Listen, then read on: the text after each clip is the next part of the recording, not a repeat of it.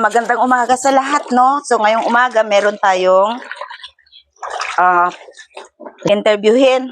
So, kumusta ang Paglalaba? ating paglalaba dyan? Ay, okay naman. Hindi ba mahirap yan? Hindi naman. Kunti Ah? lang naman. Oo nga, no? Pero parang magbabanlaw ka nata, Inuuna ko lang ito, tsaka ito, kasi ito sasabunan ko pa. So, ano ba ang tamang paglalaba ng mga damit?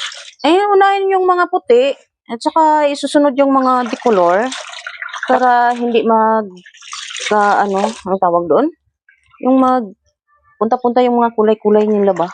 Okay, tama yan, no? So, unahin mo muna yung mga puti, tapos yung mga decolor, kasi hindi natin alam yung mga decolor,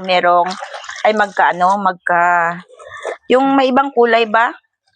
Yung kung sa ilunggo pa, hindi matabagan ang iban, no? So, mahirap ba maglaba? Hindi naman. Okay lang. Carry lang. Lalo na pag maraming tubig, Kasi, no? Okay lang, no?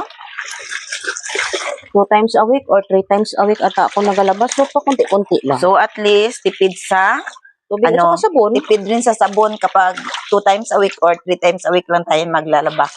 So, sinabi niya, hindi naman daw mahirap maglaba. Pero pag araw-araw siguro, mas lalong hindi mahirap kasi kunti-kunti lang lalabhan mo, no? Kasi pag ganito, ang dami mong lalabhan. Okay lang. Labahin, no? Okay lang yan. Pero okay lang daw sa kanya. Okay lang daw. So, anong masasabi mo sa ating pag-uusap ngayon about sa paglalaba? Okay lang, serious. Serious ka talaga? Bakit ka nakatawa dyan? Nalagyan din natin ng Oo, no? At least merong pang good vibes. So, yan. Ito siya, pamangkin ko ito siya. So, naglalaba siya ngayon. So, tinanong ko siya kung ano ba ang experience niya sa paglalaba, tapos ano ba ang dapat nating unahin paglalaba. Okay? Thank you for watching.